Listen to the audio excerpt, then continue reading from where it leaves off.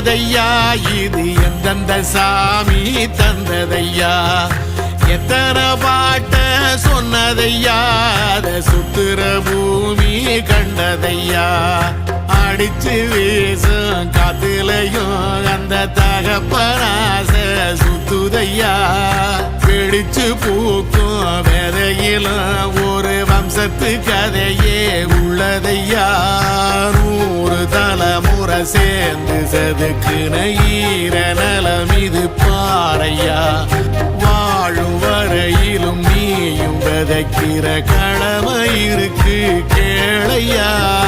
கோடி விளக்காயேந்தி கிடந்த